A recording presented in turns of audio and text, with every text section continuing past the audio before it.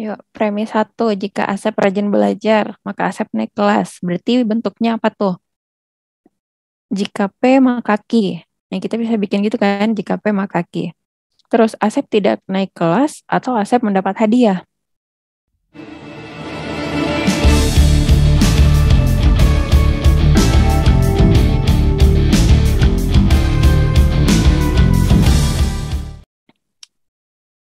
Ini bisa diubah ke bentuk apanya? Bentuk ekivalennya dulu, baru habis itu narik kesimpulannya.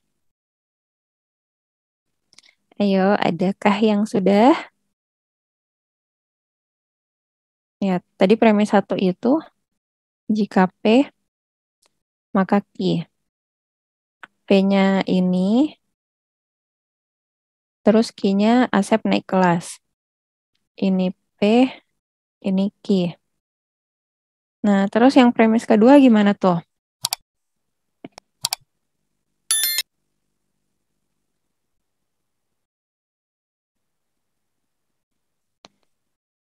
Oke, Asep naik kelas itu kan tadi Q.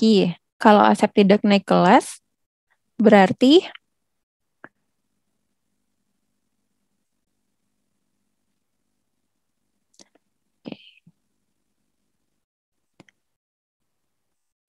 kita sambil-sambil ya. Mana tahu nanti tiba-tiba udah ketemu jawabannya, boleh langsung aja open mic.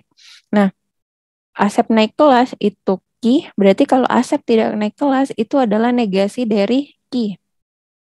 Berarti tidak Q kan? Atau Asep mendapat hadiah. Nah, kita lihat Asep mendapat hadiah ini anggaplah dia R. Sebut saja R gitu kan. Berarti ini, oh sorry, tidak Q atau R. Ya, kita udah punya dua bentuk premisnya. Ini kita ubah menjadi bentuk ekivalennya. Bentuk ekivalennya tuh gimana? Kalau tidak Q atau R, itu kan setara dengan Q, kakak ganti gini deh, ekivalen dengan jika Q maka R. Ya, jika Q maka R. Berarti untuk menarik kesimpulannya, kita bisa coret yang sama, berarti Q-nya coret, nanti akan ketemu jika P maka R. P-nya tadi Asep rajin belajar, Asep rajin belajar, ada jika ya, jika Asep rajin belajar, maka R-nya adalah mendapat hadiah. Maka Asep dapat hadiah. Nah, ini adalah P dan ini adalah R. Berarti kalau kita lihat dari opsi jawaban, jika Asep tidak rajin belajar, oh ini bukan ya. Jadi jika Asep rajin belajar, maka Asep dapat hadiah. Ini bukan, ini bukan. Jika Asep rajin belajar, ini kita apa namanya? Oh, ternyata nggak ada ya. Jika Asep rajin belajar, maka Asep dapat hadiah. Berarti kita ubah bentuk ekivalennya menjadi apa tuh? Tidak P atau R. Tidak P berarti apa? Asep tidak rajin belajar,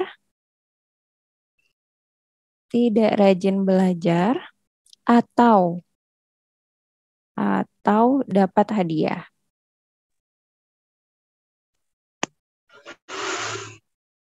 Nah, gimana tuh? Asep tidak rajin belajar. Berarti ini tidak P dan R-nya dapat hadiah. Oke, berarti apa? Delta ya. Oke, benar ya Usri ya. Delta. Asep tidak rajin belajar atau dapat hadiah. Aman di sini? Mungkin ada yang tanya, kenapa bukan A? Jika Asep tidak rajin belajar, maka Asep tidak dapat hadiah. Secara logika kan iya ya, jika Asep rajin belajar, maka Asep dapat hadiah. Tapi kalau misalnya tidak rajin belajar, tidak dapat hadiah katanya. Nah, tapi ingat, kesimpulan kita adalah sebentar ya.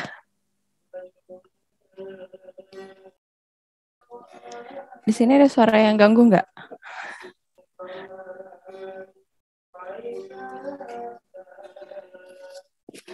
Sebentar ya.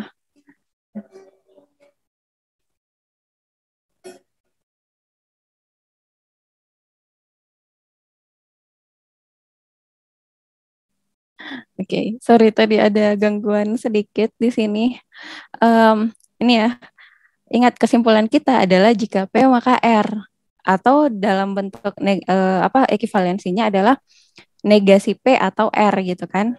Atau kalau misalnya bentuk negasi yang lain lagi tadi, jika negasi R maka negasi P, ini sama dengan yang ditanyakan di awal ya, yang soal nomor 1. Jadi perhatikan urutannya juga. Oke, sampai di sini aman? Jika aman, kalau aman kita bisa lanjutkan lagi. Nah, oke. Untuk nomor 6.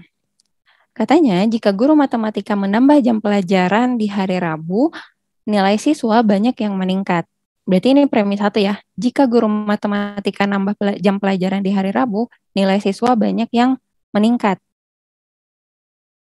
Nah, oke, berarti kakak kasih gini deh.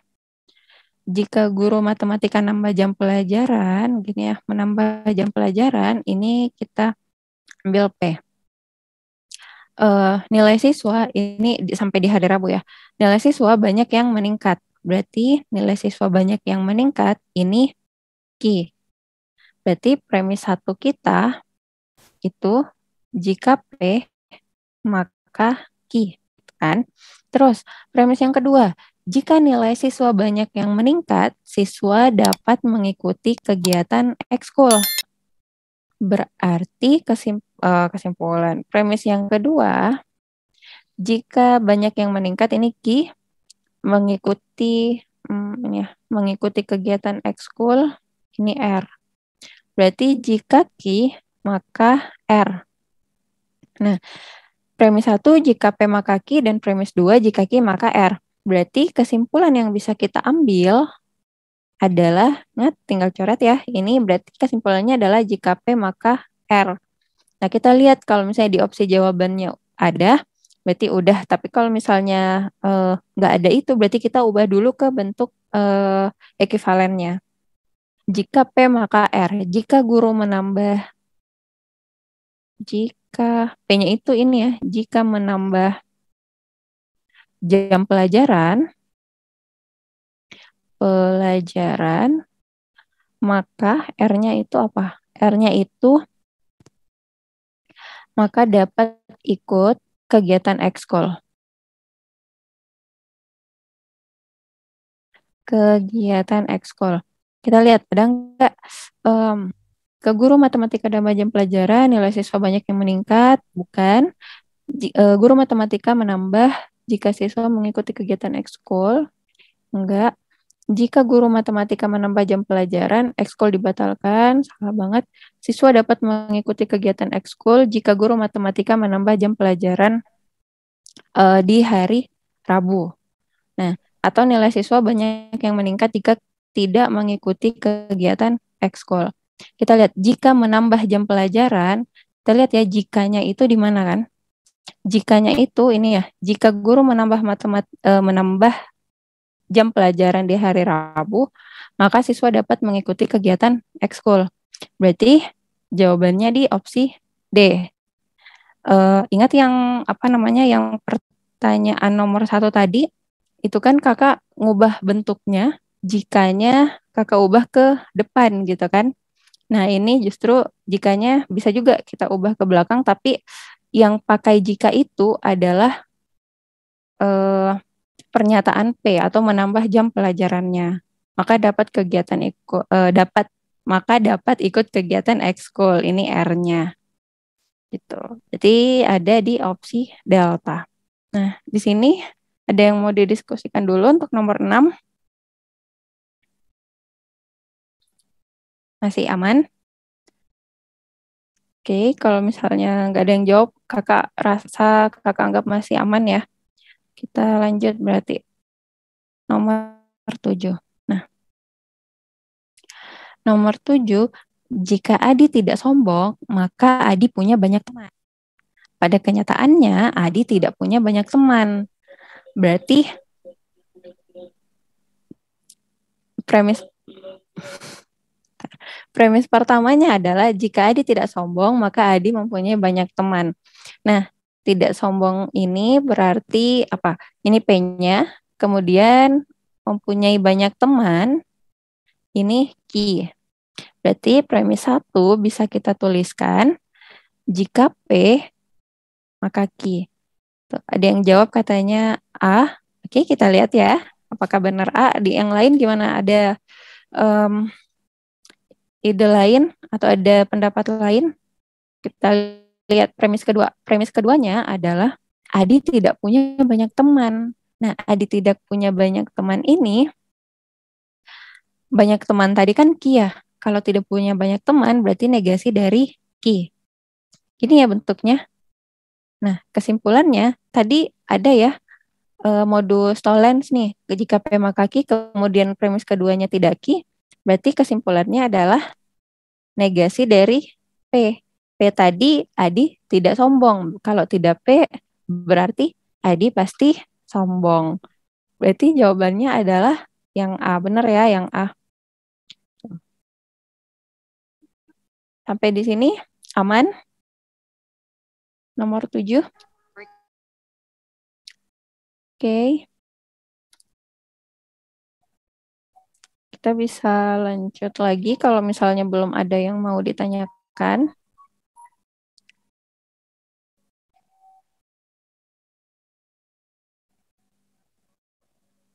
Oke. Nah, nomor 8. Jika hari ini hujan, maka ibu pergi belanja.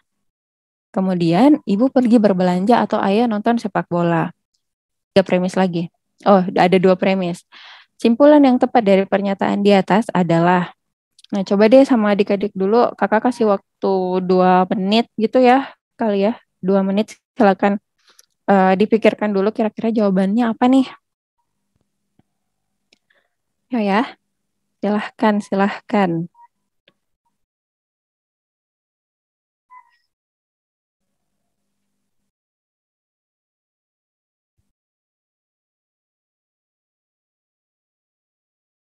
Kayaknya 10.50.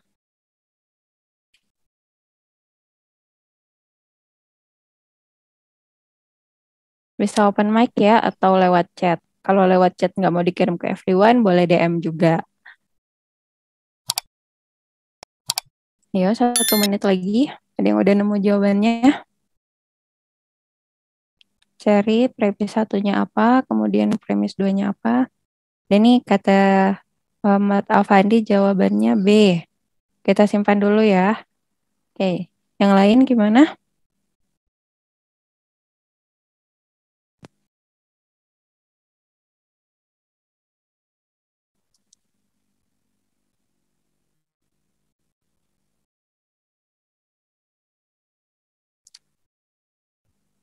Ada pendapat lain atau sepakat nih? Oh B, beneran B nih. Oke, satu lagi jawab B. Udah 2 orang nih jawab B ya. Yang lain gimana?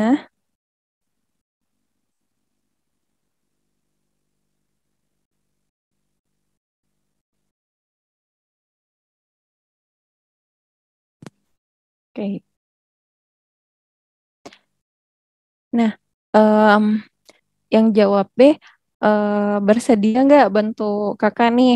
Em, Kenapa sih jawabannya bisa B? Untuk ngejelasin gimana sih caranya? Kok bisa ketemu jawabannya B, simpulannya B?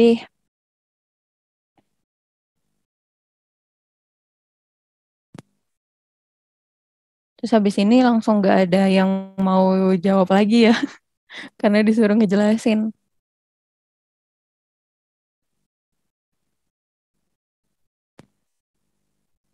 Oke, kita lihat ya. Katanya jika hari ini hujan, maka ibu tidak pergi belanja.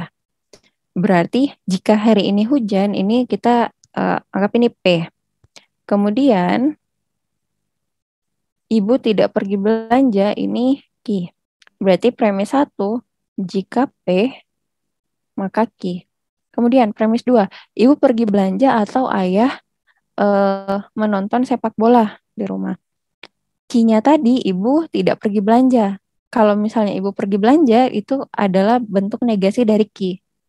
Atau ayah nonton sepak bola di rumah. Apalah ini, ayah nonton sepak bola ini R.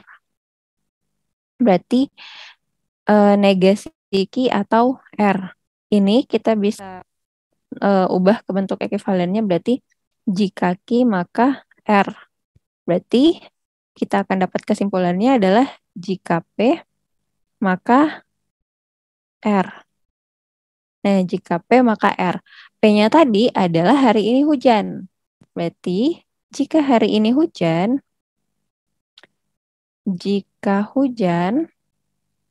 R-nya adalah maka ayah nonton bola ya. Maka ayah nonton bola. Nah, berarti jika hujan maka ayah nonton sepak bola di rumah. Berarti jawabannya benar ya di opsi Bravo. Sip. Oke, di sini aman? Ada yang mau didiskusikan dulu? Masih bisa dipahami ya? Sampai sejauh ini, sampai nomor 8. Kita lanjut dulu kalau gitu. Nah, nomor 9. Jika UTBK maju pelaksanaannya, maka semua siswa menjadi rajin belajar. Ada siswa yang malas belajar atau semua orang tua siswa mendaftarkan anaknya les di Tridaya. Terus premis ketiganya, UTBK maju pelaksanaannya. Nah, simpulan yang tepat itu apa dari sini? Boleh 2 menit? 2 menit. Boleh coba dipikirkan dulu ya jawabannya, habis itu kita bahas lagi. 2 menit ya. Berarti ada berapa? Ada 3 premis. Buat dulu bentuk premis 1-nya, premis 2-nya, kemudian premis 3-nya, baru kesimpulannya apa. Jika UTBK maju pelaksanaannya, maka semua siswa menjadi rajin belajar. Berarti buat ini P. Kan? Kata Raffi B jawabannya. Oke, kita tandain dulu. B. Nah, oke, satu lagi. Usria katanya B juga. Nah, yang lain ada lagi?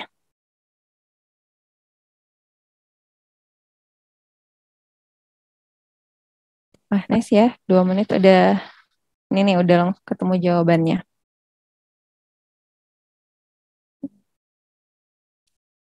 Oke. Nah, oke, kita coba lihat. Premis 1, jika UTBK maju pelaksanaannya, maka semua siswa jadi rajin belajar. Berarti ini Q. Berarti kita tulis premis 1-nya adalah jika P, maka Q. Kemudian yang kedua, ada siswa yang malas belajar atau semua orang tua mendaftarkan anaknya les di Tridaya. Berarti kan ada siswa yang malas belajar. Berarti ini negasi dari Q. Karena kan Q-nya adalah semua siswa menjadi rajin belajar. Berarti ini negasi Q atau orang tua siswa mendaftarkan anaknya les di Tridaya, ini tuh R misalnya. Berarti Q atau R. Kita buat bentuk ekuivalensinya, berarti itu jika Q R. maka R. Oke, sip. Nah, terus apalagi UTBK maju pelaksanaannya. Berarti P ya? Ya, nice. Oke. Berarti kesimpulannya adalah P, P, Q, Q. Berarti tersisa apa dong? R. R-nya tadi apa? R-nya adalah semua orang tua siswa mendaftarkan anaknya les di Tridaya ya. R itu ini. Berarti kesimpulan yang tepat adalah R. Semua orang tua siswa mendaftarkan anaknya les di Tridaya. Berarti bravo, benar bravo ya. Sampai di sini aman? Ada yang mau didiskusikan dulu? Kak, halo. Ya, Izin bertanya, apabila ada suatu pernyataan dikatakan dua kali itu akan membakar pernyataan tersebut, begitu Kak? Jadi tidak iya. usah disebutkan lagi. Betul. Oh, oke. Terima kasih. Iya, siap. Oke, itu ya. Jadi untuk narik kesimpulannya berarti jadi bahasa sederhananya kalau misalnya kita udah bentuk gini, ada key, kemudian premis 2 key R, langsung aja coret key-nya gitu kan. Jadi kita ambil di P-nya sama R-nya aja. Ini P key-nya berarti dicoret sisa R-nya. Gitu ya. Oke, kita lanjut kalau gitu. Nah, em, ini